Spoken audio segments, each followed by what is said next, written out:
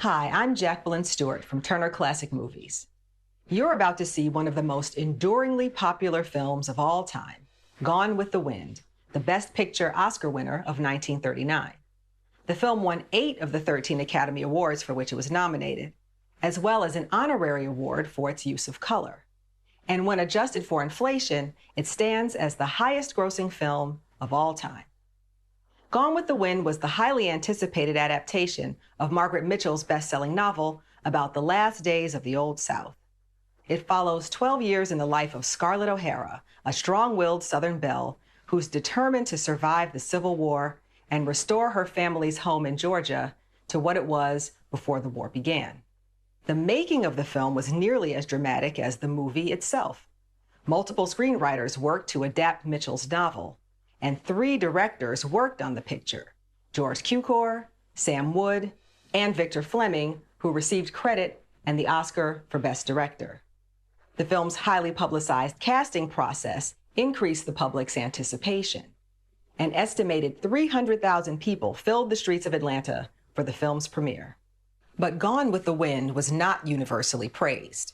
The film has been repeatedly protested, dating back to the announcement of its production. From its prologue, the film paints the picture of the antebellum South as a romantic, idyllic setting that's tragically been lost to the past.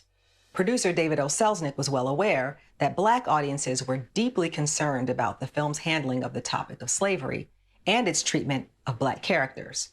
Before shooting began, he assured the NAACP that he was, quote, sensitive to the feelings of minority peoples.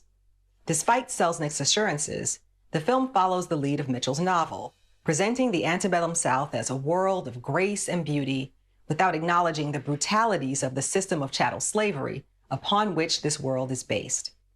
The film represents enslaved Black people in accordance with long-standing stereotypes, as servants notable for their devotion to their white masters or for their ineptitude.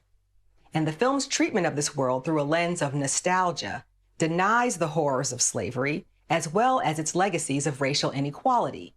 Indeed, when the film was released, Black cast members were not permitted to attend the premiere due to Georgia's Jim Crow segregation laws.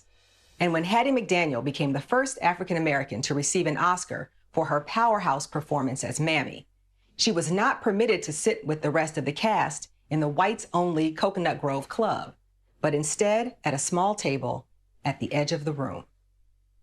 Watching Gone with the Wind can be uncomfortable, even painful.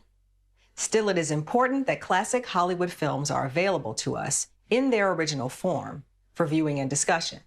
They reflect the social context in which they were made and invite viewers to reflect on their own values and beliefs when watching them now. These films indicate what images and stories Hollywood has deemed as acceptable and what mainstream audiences have found to be appealing and entertaining fare. Classic films have been and continue to be a major influence on popular views of history. Gone with the Wind, in particular, with its landmark production values, signature scenes, and iconic characters, has shaped the way generations of viewers worldwide have pictured slavery and the Reconstruction period that followed. The film's style, plot, and legendary status are so extravagant, in fact, that for many viewers, its racial politics are hardly noticed. 80 years after its initial release, Gone with the Wind is a film of undeniable cultural significance. It is not only a major document of Hollywood's racist practices of the past, but also an enduring work of popular culture that speaks directly to the racial inequalities that persist in media and society today. Let's take a look.